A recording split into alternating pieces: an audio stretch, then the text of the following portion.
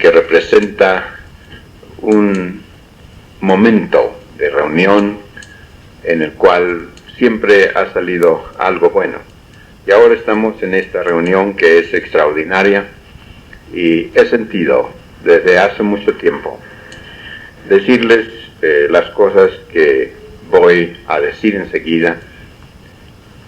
El Señor me ha hecho sentir que son cosas que debo hacer saber, que debo compartir con ustedes, y naturalmente que lo hacemos en oración y con la esperanza de que todo esto nos sea a nosotros útiles. Siento entonces que estaré predicando un sermón importante, no muy común, no de la clase de sermones que predicamos con cierta frecuencia, sino que será más útil, más importante por varias razones. En primer lugar, considero que lo que voy a decir es importante porque vale el compañerismo de todos ustedes. He aprendido a admirar el trabajo que muchos de ustedes realizan, unos en unas circunstancias, otros en otras circunstancias, y sin embargo todos ustedes tienen ese gran amor por la obra de Dios. Entonces, hablarles a ustedes representa hablarles a este grupo de hombres que son mis hermanos y son mis compañeros en la obra de Dios. Y tenemos todos la sensación de que no es nuestra obra, ni es nuestra iglesia en el sentido de que sea nuestra propiedad, sino que es la iglesia de todos, y más que todo, la iglesia del Señor Jesucristo. Y al hablarles a ustedes, les estoy hablando a hombres maduros, a hombres responsables, a hombres alertas y también a hombres sinceros.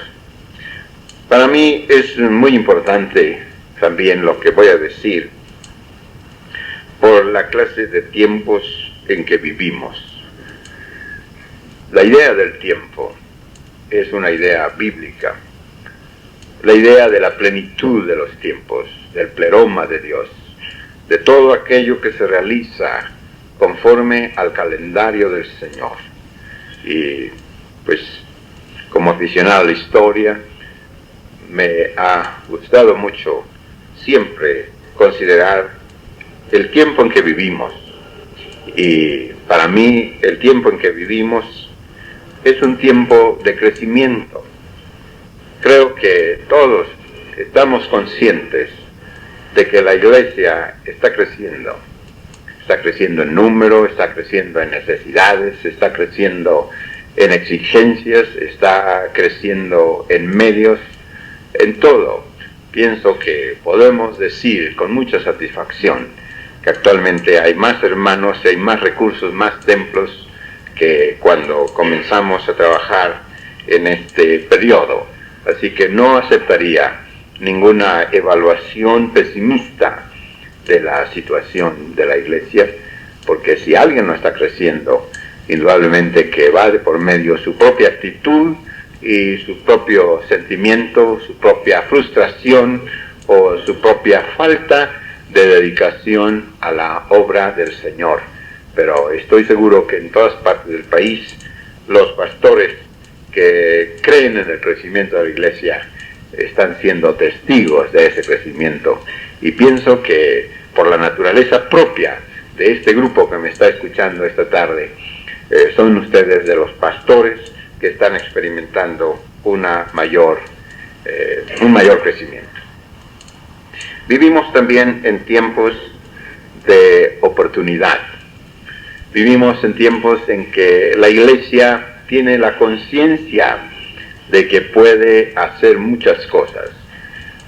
La conciencia de que podemos ir más allá de donde hemos ido.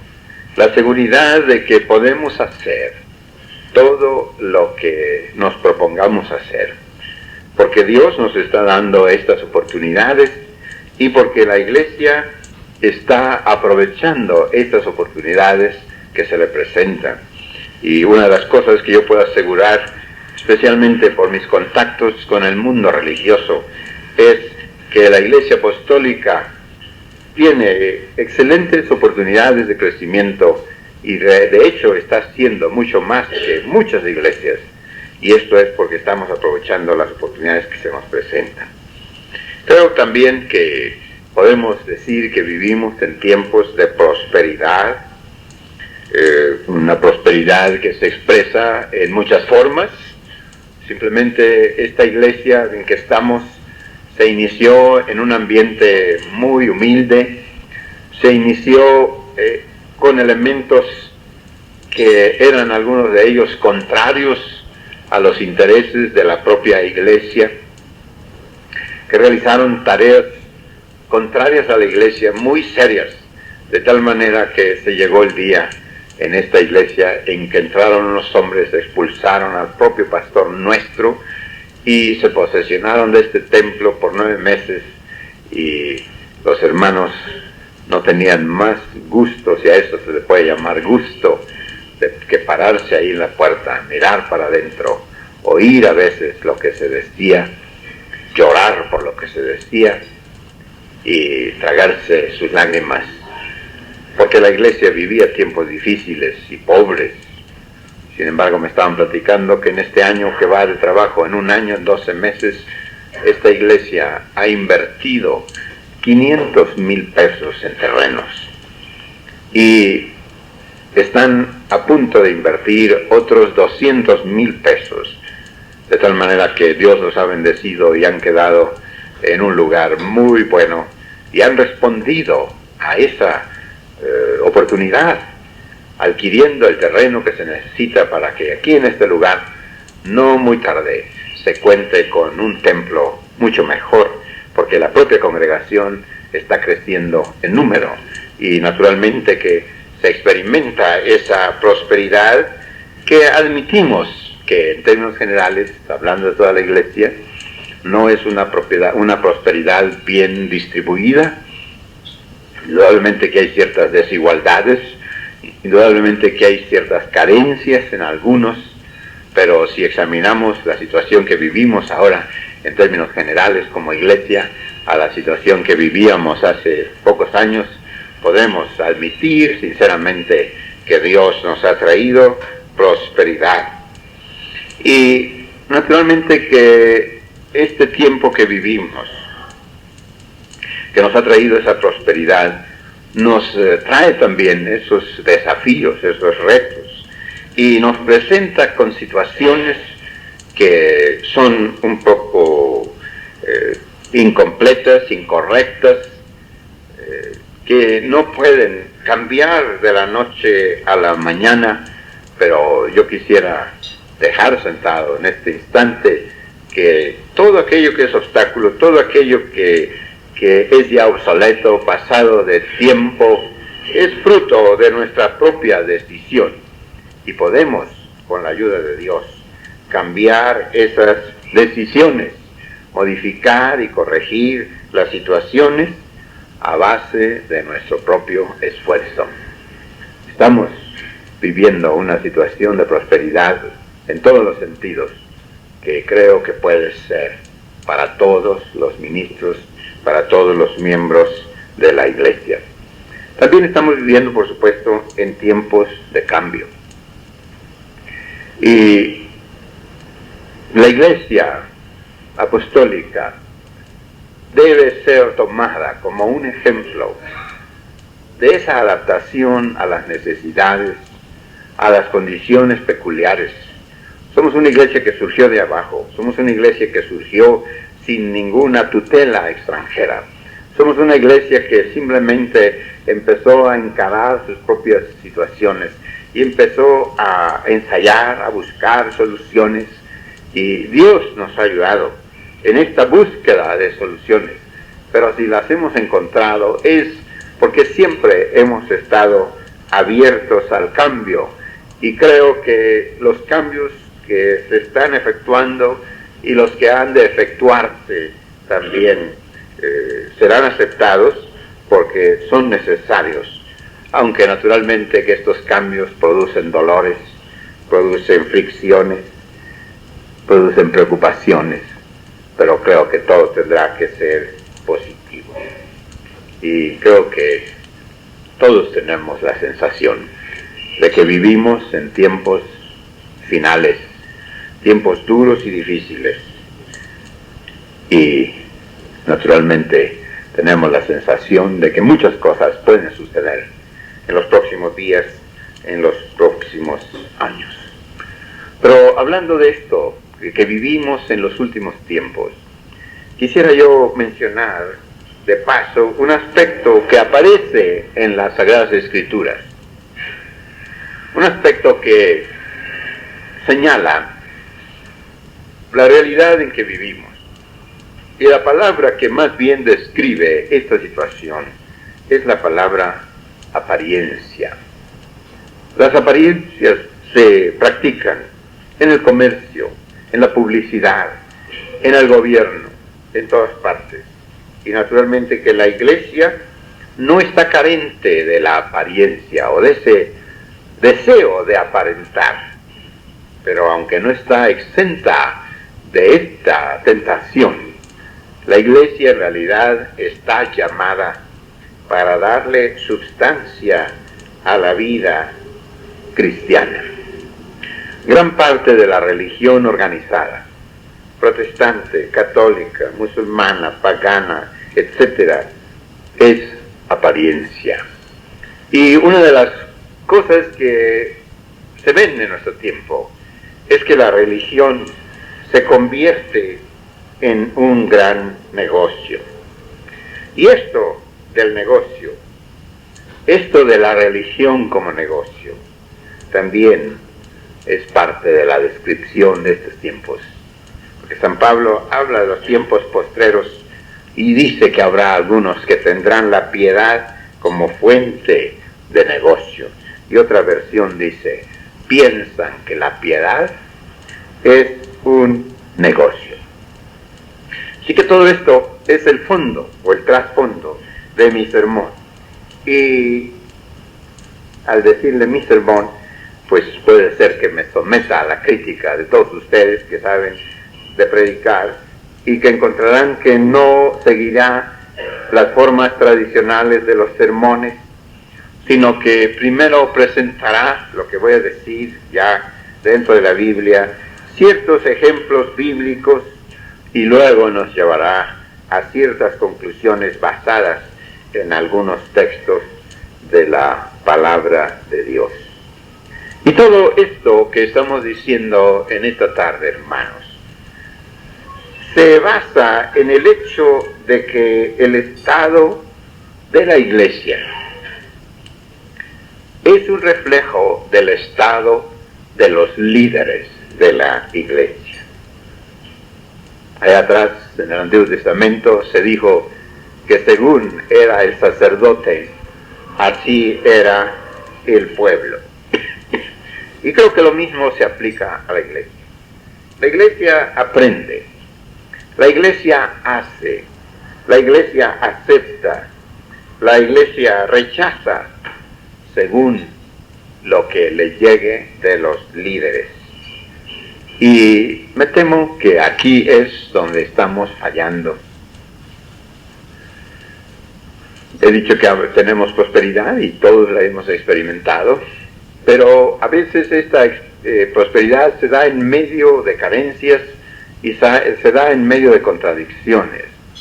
He estado yo pensando mucho en una iglesia que ya lleva medio siglo de existencia y que por los informes que tengo es una iglesia donde todavía hay conflictos sobre el sostenimiento del pastor, conflictos sobre la autoridad del pastor, conflictos sobre la organización, de tal manera que no podríamos culpar, en mi opinión, al pastor de la iglesia actual, o de la iglesia, al actual pastor de la iglesia, sino que pudiéramos preguntarnos si 50 años no han sido suficientes para que esa iglesia se ponga en el lugar en que debe estar.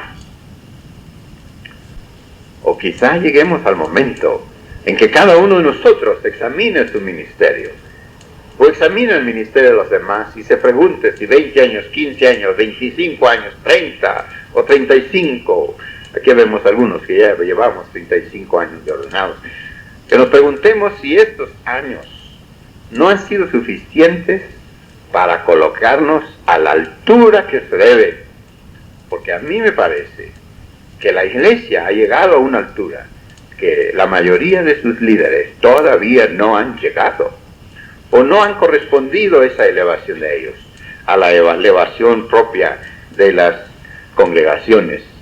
Y por esto siento que es la superación del liderazgo de la iglesia, la unificación del liderazgo de la iglesia, la elevación del liderazgo de la iglesia, la tarea más prometedora y más exigente para el futuro de la iglesia. Y con estas bases, quisiera en esta tarde invitarlos a examinar lo que yo llamaría 3 alternativas de liderazgo. Me he tomado la presunción, o en mi presunción me he tomado la libertad de pensar que quizá a algunos de ustedes les interese tener una copia de lo que voy a decir, así que se está haciendo una grabación y si no falla, mañana todos ustedes tendrán una copia de este sermón. Pero necesito que pensemos entonces en lo que voy a decir, sin preocupaciones por escribir nada, porque les he dicho que estoy tratando de presentar ante ustedes en esta tarde lo que llamo 3 alternativas en el liderazgo. Y cada una de estas alternativas está representada por un hombre, por una historia que es de todos conocida, que no habrá necesidad de elaborar mucho sobre ella, porque todos ustedes han leído esas historias. Y la primera que estoy presentando es la historia de Absalón. Absalón, cuya historia y desarrollo y experiencia se encuentra en el segundo libro de Samuel, capítulos 15 al 18. Conforme he estado meditando en esto prácticamente desde que pasó la convención general anterior, he estado pensando en Absalón siempre en términos del contraste de su liderazgo con el liderazgo de David. Y lo que llama la atención, que siempre es lo que indicamos en cualquier análisis que hagamos de la actuación de Absalón, es la táctica de él, que ya saben ustedes cómo la describe la palabra de Dios. Y se levantaba Absalón de mañana y se ponía a un lado del camino junto a la puerta, y a cualquiera que tenía pleito y venía al rey a juicio, Absalón le llamaba y le decía: ¿de qué ciudad eres? Y él respondía: tu siervo es de una de las tribus de Israel. Entonces Absalón le decía: mira, tus palabras son buenas y justas, mas no tienes quien te oiga de parte del rey. Y decía Absalón: ¿quién me pusiera por juez en la tierra, para que viniesen a mí todos los que tienen pleito o negocio, que yo les haría justicia? Y a mí lo que me llama la atención en esto es, en primer lugar, la facilidad con que puede elevarse un líder falso y fingido. La facilidad con que este tipo de líderes pueden hacerse de seguidores. El texto dice que cuando alguien se acercaba para inclinarse ante Absalón, conforme a la costumbre oriental, Absalón no se conformaba con esa simple inclinación. Él extendía la mano y lo tomaba y lo besaba. Aquí vemos nosotros entonces que Absalón recurre a un sistema muy probado y muy socorrido de los líderes falsos. Y este sistema consiste simplemente en hacer promesas. En realidad, la aparición de todo líder en cualquier grupo implica cierta fe del grupo en las posibilidades de ese líder. en la potencialidad de ese líder, en la probabilidad de que ese líder cambie ciertas cosas. Pero en el caso de Absalón, el hombre hacía promesas que no costaban, porque él no estaba en condiciones de hacer nada de lo que prometía. En realidad no tenía que estar en condiciones de hacerlo. Simplemente decía, si yo estuviera aquí, si yo tuviera el poder, yo te haría justicia, yo haría lo que tú necesitas, pero no hay quien te escuche. Así que las promesas no costaban. Y yo me pregunto, si muchas veces llegó un hombre ante Absalón y le dijo, pues yo vengo aquí con el rey por este asunto y esto otro, y Absalón le dijo, mira, tienes razón, pero ahí no hay quien te escuche. Y me pregunto si al rato vino otro hombre con un asunto totalmente contradictorio, totalmente distinto. Y Absalón le dijo, mira, tú tienes razón, pero no hay quien te escuche. Y me pregunto si no es lo que sucede en el ministerio de muchos que presumen de líderes, que quieren dejar contento a todo mundo, prometiendo lo que no van a poder cumplir, lo que no tienen que cumplir, y contradiciéndose, de tal manera que al rato no sabemos quién es aquel hombre. Mientras que Pablo, que tuvo experiencias en esto, nos dice que él se ha tenido que hacer siervo de Jesucristo y trata de agradar a Jesucristo, porque probablemente Pablo descubrió que no puede agradarse a todos los hombres cuando se está en la posición de liderazgo adecuada. Absalón sí podía agradar porque no estaba ocupando ningún liderazgo. Les he dicho a ustedes que yo, al pensar en Absalón, he estado pensando en su contraste, en el contraste con David. Y en el caso de David, que es el bueno, es el héroe, en contraste con Absalón, que es el villano, también vemos que hay facilidad. Pero vemos que admira o llama la atención la facilidad con que un hombre, un buen líder, puede perder su posición. Todo lo que se necesitó para que David fuera perdiendo el apoyo del pueblo no fue que cometiera errores, no fue que obrara injustamente, no fue que introdujera reformas. Todo lo que se necesitó fue que su hijo, su propio hijo, estuviera haciendo promesas que no tenía intención de cumplir, que no podía cumplir, que estuviera haciéndoles caravanas a todos los que llegaban a la puerta del rey, y de esta manera, dice el texto, hacía con todos los israelitas que venían al rey a juicio, y así robaba a Absalón el corazón de los de Israel.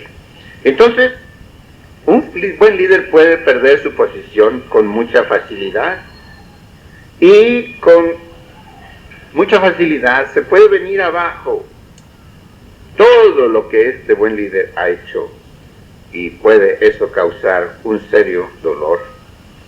Y otra cosa que me llama a mí la atención es la parálisis que experimentó toda la nación.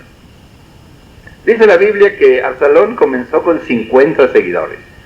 Indudablemente que la gente se daba cuenta de que algo pasaba, pero por alguna razón dejaron que siguiera aquello.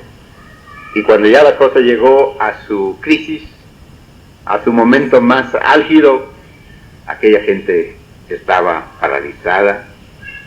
Es cierto que ellos estaban a favor de la justicia, y sin embargo se necesitó mucho tiempo, se necesitó vergüenza. Y yo he pensado, ¿qué sentirían las gentes que sabían la real verdad de las cosas? Que sabían la clase de persona que era David, y sabían la clase de persona que era Absalón. ¿Qué sentirían cuando ahí en la plaza principal, ahí estaban las concubinas de David, y Absalón estaba con ellas? Deben haber sentido mal, pero dije que estaban paralizados. En resumen, yo tomaría a Absalón como ejemplo del líder que sube a base de fingimiento, y a base de falsas y de contradictorias promesas. La otra alternativa es la de Sansón. En realidad se habla poco de Sansón. Yo recuerdo que hace años el hermano Rodríguez predicó un buen sermón sobre Sansón, que ojalá nos lo predique algún día de estos que tenga oportunidad, porque se habla poco de él. Sansón es un hombre enigmático, tiene un carácter contradictorio y también un carácter difícil de describir. El libro de Jueces nos platica de cómo Sansón nació, de cómo Sansón se extendió, y cuenta que el Espíritu de Jehová comenzó a manifestarse en Sansón, en los campamentos de Dan, entre Sora y Estaol. El Espíritu de Jehová comenzó a manifestarse en Sansón. Sin embargo, era un hombre como, no sé cómo lo llamaríamos, chistoso, ocurrente, que hace las cosas como si no tuvieran ningún valor. Los hijos de Israel ven que para hacer perder la cosecha de los enemigos agarra zorras, les amarra teas en la cola. Todo eso produce carcajadas. Y el Sansón dice: no, muchachos, esto es como si nada, pura vacilada, puro chiste, irónico, sarcástico, con un sentido del humor bastante desarrollado. Y sin embargo, el Espíritu de Dios estaba allí. ¿Cómo describir eso? El Espíritu Santo estaba ahí. Si lo juzgáramos como apostólicos, lo juzgaríamos un hombre infiel porque es aficionado a las mujeres que no pertenecen al pueblo de Dios. Pero yo quisiera solo mencionar un hecho que aparece ya al final de la vida de Sansón. No necesito contarles la historia. Pero desde que empecé a pensar en lo que iba a decirles a ustedes, he estado pensando en lo que dice la palabra de Dios aquí en el capítulo 16 de Jueces, que es donde está la historia final de Sansón, versículo 30. Se llega el momento en que Sansón ha de morir. Termina su liderazgo. Ya sabemos, Sansón era un juguete de los filisteos. Lo habían llevado a su fiesta para reírse de él, para burlarse, para hacerlo enojar, para tenerlo allí como tigre enjaulado, que sabe que le pueden tirar piedras, que le pueden hacer todo, simplemente porque está aprisionado. Y él está aprisionado en su propia infidelidad y en su propia debilidad. Pero aquí, Jueces 16, 30, y eso es lo que más quiero yo insistir en esta tarde, dice: y dijo Sansón: muera yo con los filisteos. La casa cayó sobre todos y los mató a todos. Y dice la Biblia que en ese tiempo, en ese momento, murieron más filisteos que todos los que había matado durante su vida. Pero la casa también cayó sobre Sansón y lo mató. Y este es el recuerdo que quiero dejar: muera yo con los filisteos. y han dado por todas partes, casi pudiera decir que han dado por todo el mundo desde que empecé a pensar en esto. Y ha habido en mi mente muchas cavilaciones, muchas preguntas. Y he tratado de pensar sobre el grado en que se combinan en Sansón la fuerza física y el Espíritu Santo, o el Espíritu de Jehová, que es lo mismo, tal como dice el texto. Y ha habido en mi mente muchas cavilaciones, muchas preguntas. Y he tratado de pensar sobre el grado en que se combinan en Sansón la fuerza física y el Espíritu Santo, o el Espíritu de Jehová, que es lo mismo, tal como dice el texto. Porque naturalmente que cuando pensamos en el Espíritu Santo, pues no pensamos en fuerza física, no pensamos en bíceps contraídos, no pensamos en presión, en capacidad, en una fuerza que se puede medir con un aparato, porque esa es la fuerza humana. Pensamos solo en la cuestión del Espíritu Santo. ¿Cómo se combinaban en Sansón?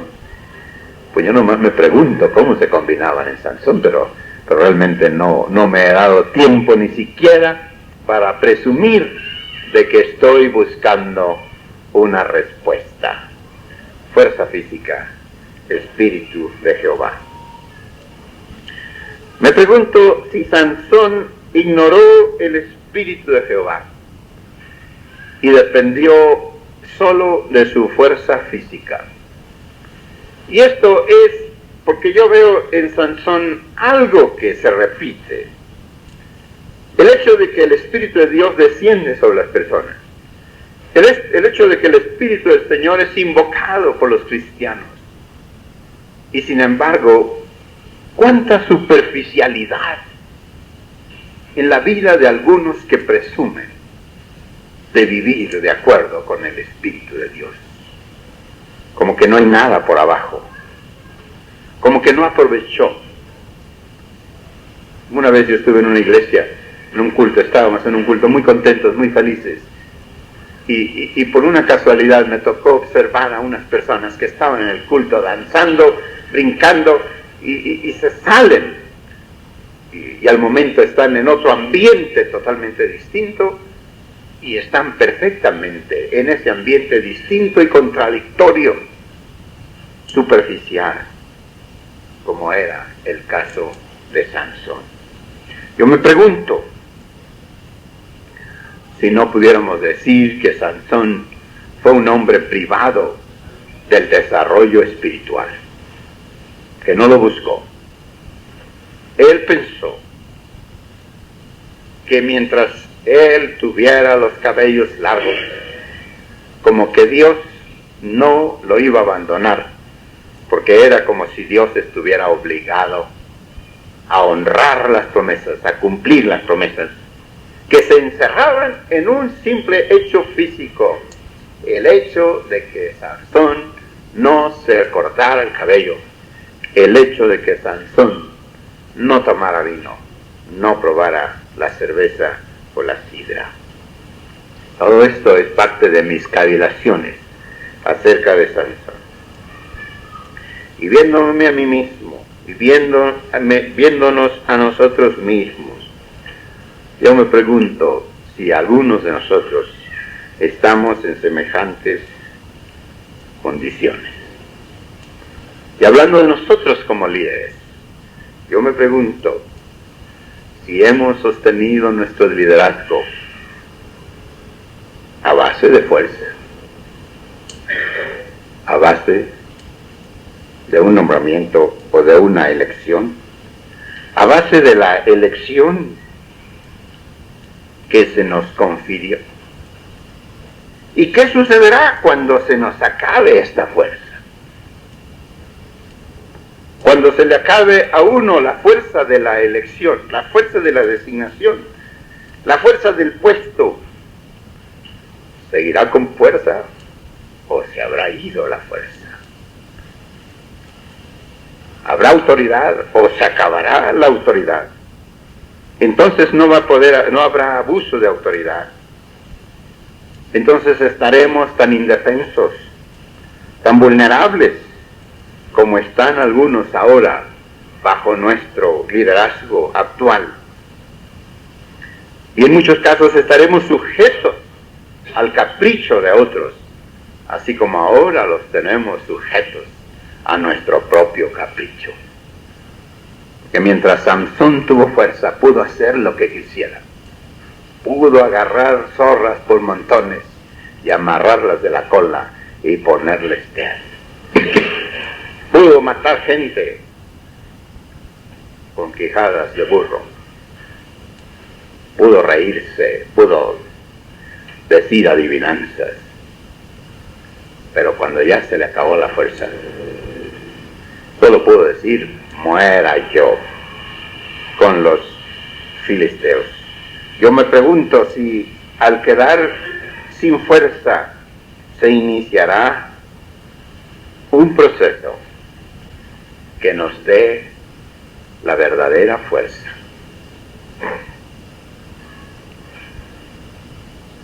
Ustedes han hecho muy bien. Les agradezco que estén aquí en este momento escuchándome. Y yo sé que no faltará alguien que me escuche con placer. Pero probablemente algunos, quizá muchos, están aquí simplemente porque tengo la fuerza para hacer que estén aquí.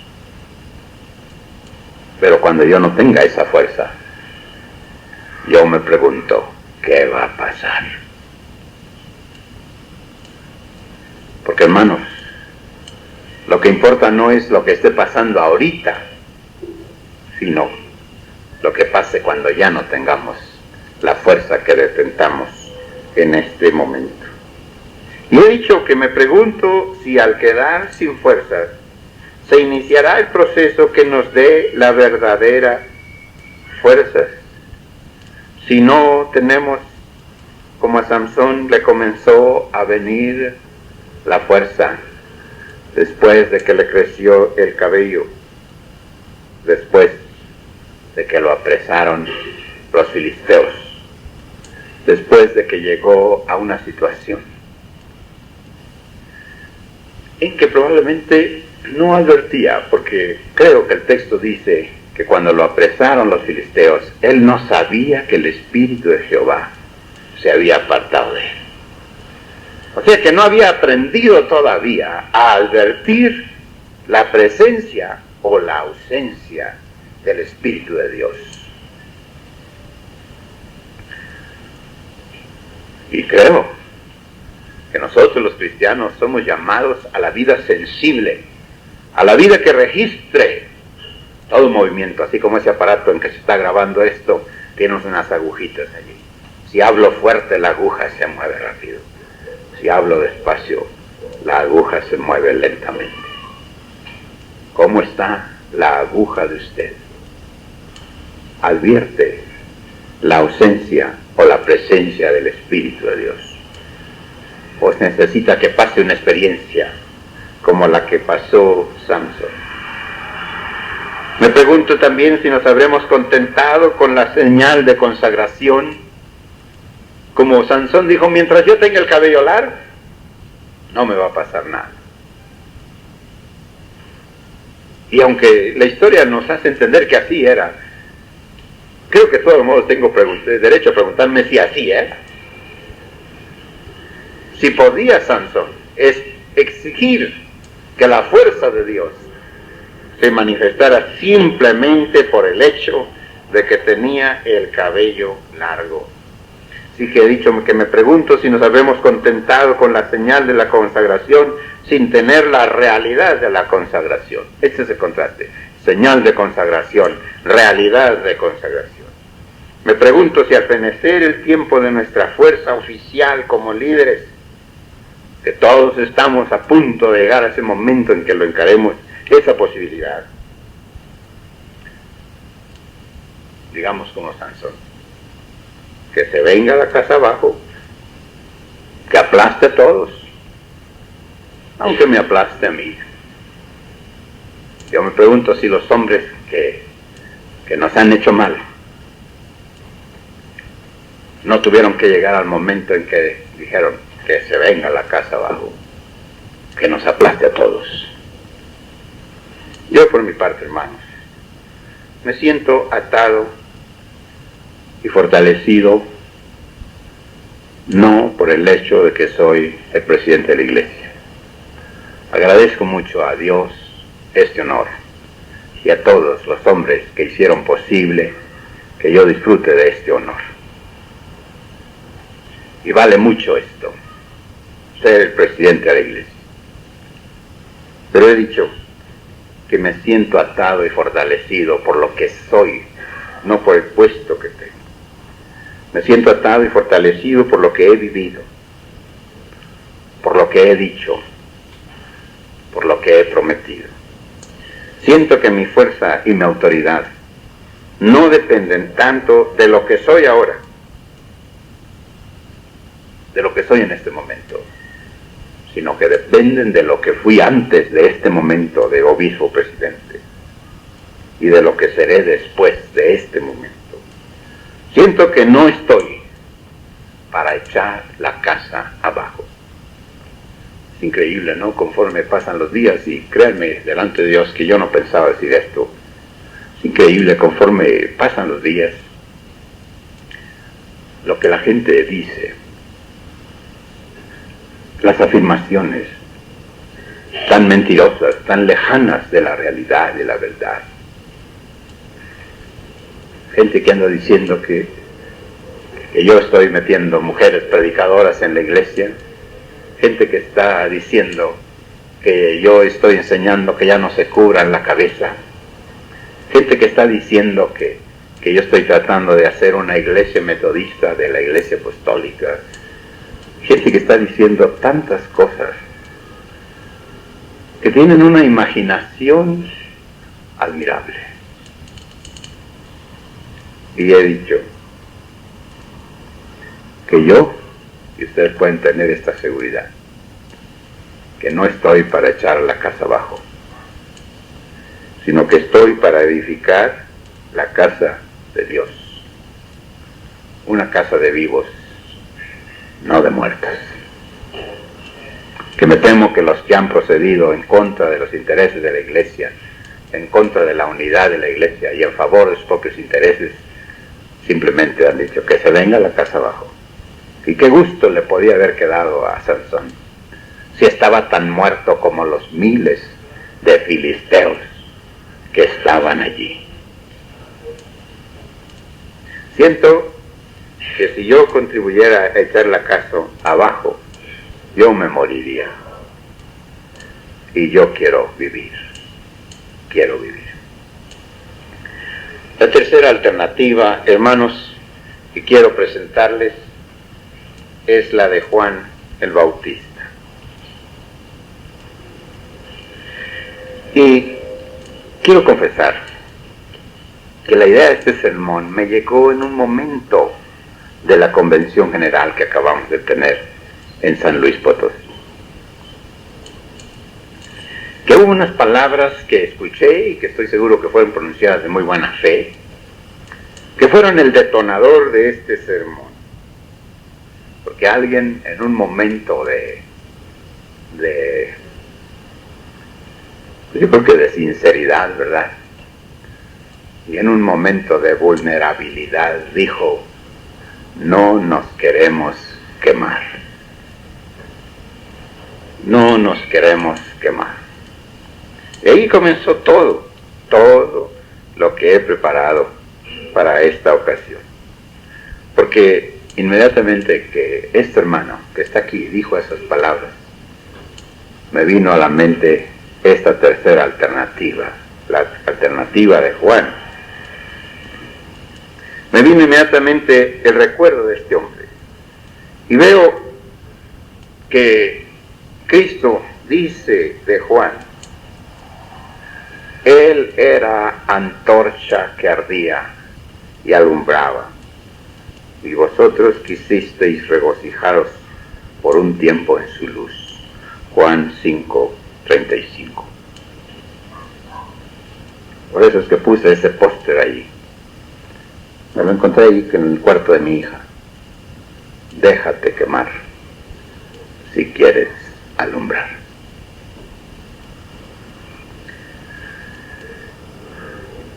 Y yo veo que Cristo no está alabando la predicación de Juan, aunque en otra ocasión lo elevó y dijo que no había un hombre más grande que Juan el Bautista entre los nacidos de mujer. No está hablando de la distinción de Juan. No está hablando del número tan elevado de seguidores que tuvo Juan. Cristo lo alaba, es cierto, y lo describe diciendo: Juan era antorcha.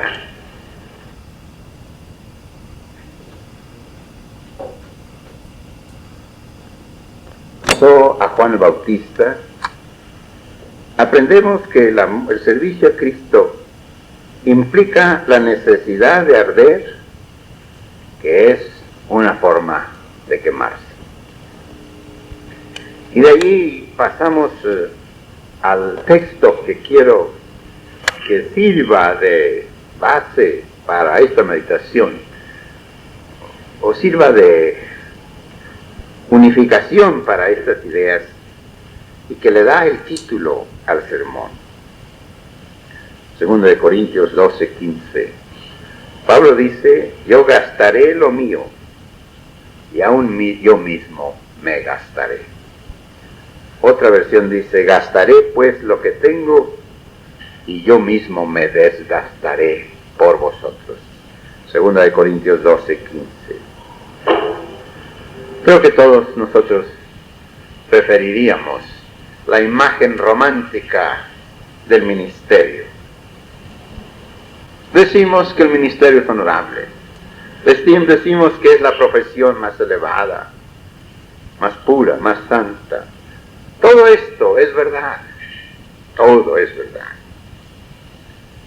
Pero llegamos a imaginarnos que si es así, entonces el ministerio debe ser muy romántico y terminar románticamente, como se dice que terminó el ministerio de Juan, el teólogo, ¿no? Que de anciano ni siquiera pudieron acabar con él, que lo echaron en un perol de aceite hirviendo y de ahí salió saltando y rejuvenecido. Qué bonito sería eso. Yo mismo quisiera terminar así. Yo estoy en la mesa directiva de la iglesia y no quisiera salir porque perdí una elección. Quisiera salir por mi voluntad en su oportunidad.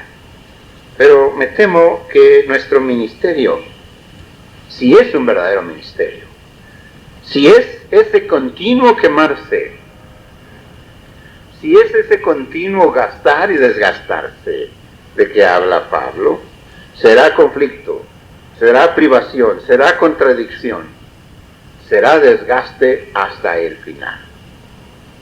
Creo que cuando se examine mi ministerio, se podrá decir algo que hice por otros ministros, pero creo que también se tendrá que decir que en este hacer por otros ministros tuve que desgastarme. Yo me imagino el ministerio como una especie de capital con el cual se inicia uno. Una posesión, un capital moral que se va gastando diariamente. Cada vez que nosotros hablamos, cada vez que hacemos algo, cada vez que iniciamos algo, cada vez que proponemos algo, cada vez que nuestras palabras y nuestras acciones contradicen los intereses egoístas de otros, sufrimos desgaste. Y mi oración sería que se dijera que el capital que me dio Dios me alcanzó hasta el final. aquel que decía, dame vida hasta el fin de mi trabajo, dame trabajo hasta el fin de mi vida. Porque siempre nos van a estar arrancando, a veces a manotazos, a veces a cuchillazos. Nos van a estar quitando esa posesión moral, nos van a estar desgastando. Bueno, que lleguemos hasta el final, con el capital que se necesita para llegar hasta el final. Y si así fuera, sería una confesión de que habíamos alumbrado hasta el fin y nos habíamos desgastado hasta el fin. Hermanos, estamos al final de un periodo de actividades en la iglesia. Me temo que los planes de algunos están frustrados desde ahorita, quizá desde la convención general. Me temo que algunos han estado en un periodo de confusión que todavía no se ubican lo necesario. Me temo que las maniobras de algunos llegaron al momento en que ya no tenían aplicación. Hay que maniobrar de otra manera. Todos vivimos en incertidumbre. ¿Por qué? Porque estas son las reglas de la iglesia. Reglas que nosotros hemos hecho. Y voy a decir algo que se puede prestar a mala interpretación, pero me arriesgo a quemarme por eso. Hay leyes escritas y hay leyes no escritas en todos los grupos humanos. Quizá debiera haber una ley escrita en la iglesia que cuando una persona es electa para un puesto, se le elige con el entendido de que va a figurar el tiempo máximo que permite la Constitución. Que no van a aparecer inmediatamente los que de una manera o de la otra están atentando contra su liderazgo, a veces amenazando de que ni siquiera termine el primer periodo, y haciendo casi siempre imposible o muy difícil que sea electo para un segundo periodo. Pero digo, creo que debe haber una ley, no por mí, sino por todos, que todo hombre debiera entrar a una responsabilidad oficial con ese entendido, una ley no escrita. Pero por encima de esto hay otra ley no escrita, más importante todavía, y es la ley de que pase lo que pase, no vamos a echar la casa abajo. No vamos a decir como Sansón, muera yo y todos los filisteos conmigo. Tengo ciertos propósitos y dije en San Luis que siento que Dios me llamó para esto. Les dije que cuando sucedieron las cosas que sucedieron, que yo no fui reelecto para un segundo periodo, por un momento parecía muy triste aquello, pero después entendí muchas cosas. Siento que entonces no habría podido hacer lo que estamos haciendo ahora. Pero mi propósito personal sería tratar de seguir haciendo las cosas que se deben hacer, aún a riesgo de quemarme. Siento también que mientras más viejo, más me estoy desgastando. Y que no puedo cicatear, creo que esa es la palabra, o cicaterear, no sé cómo será.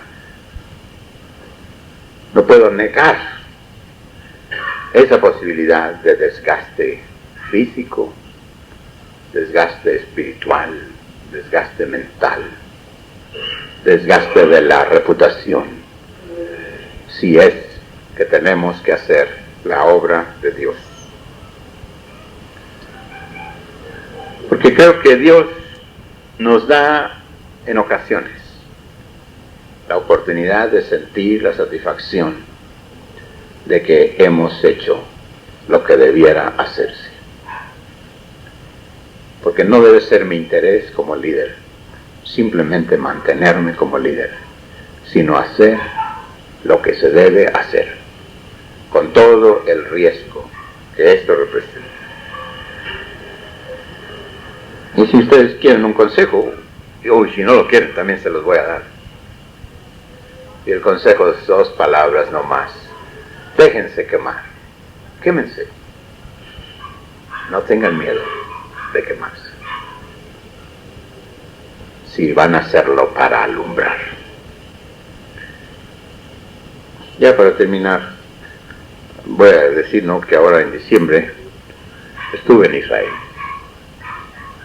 No sé si sería porque estaba en la Tierra Santa, porque conocí algunos de los lugares tan significativos en la historia, o no sé si sería por la admiración que tengo por este pueblo, por esta nación, por lo que vi, pero sucedió un hecho muy interesante, y es que conforme viajábamos por el país, vimos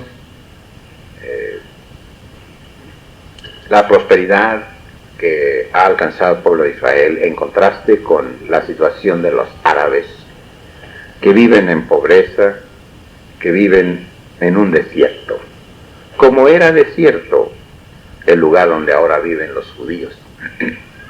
Pero entre otras cosas, vimos árboles por montones en todo el territorio israelita. Y en una ocasión nos explicó el guía que desde que se estableció el Estado de Israel se han plantado en ese país 150 millones de árboles. Y dijo, ¿y quieren saber cómo le hemos hecho para plantar 150 millones de árboles? Dice, se ha invitado a los judíos de todo el mundo que cuando se muere una persona no le lleven flores al funeral. Y si ustedes se fijan en las esquelas que aparecen en los periódicos, aún aquí en México, van a ver que a veces se dice que el señor fulano falleció y se dicen todos los detalles de él, y luego abajo se dice, se suplica no mandar flores. En casi todos esos casos pueden ustedes estar seguros de que se trata de un judío. Entonces se inició un programa que se enseña a los judíos que cuando alguien se muere, en vez de enviarle flores, que luego las van a tirar, den ese dinero para plantar un árbol en Israel. Y lo que me impresionó después de ver todo eso, es que una noche estaba yo en el hotel, yo solo en mi cuarto, viendo el directorio telefónico. Y vi el anuncio de esta asociación que se encarga de tales cosas, de tal programa. Y sentí que el tema de ellos, el lema de ellos, bien podría reflejar lo que yo quiero ser. Y sentí también compartir con ustedes este tema y este consejo. Ahí en ese anuncio, en el periódico, en el directorio telefónico, se invita a las personas a que colaboren para la formación de este fondo, para plantar más árboles. Y después de explicar cómo funciona, tiene este consejo: no se lleve más que recuerdos. Hay quienes se quieren llevar muchas cosas cuando se mueran, pero el consejo es, no se lleve más que recuerdos. Y el otro consejo es, no deje más que huellas. Llevarse los recuerdos, dejar las huellas. Y pienso yo, hermanos, que el Señor nos llama a eso, a dejar huellas, huellas que la gente pueda seguir, pero huellas que solo se pueden imprimir cuando los hombres están dispuestos a ejercer el liderazgo que se requiere en estos tiempos. Les agradezco mucho su atención, hermanos. Nos vamos a despedir. Mañana estaremos aquí otra vez.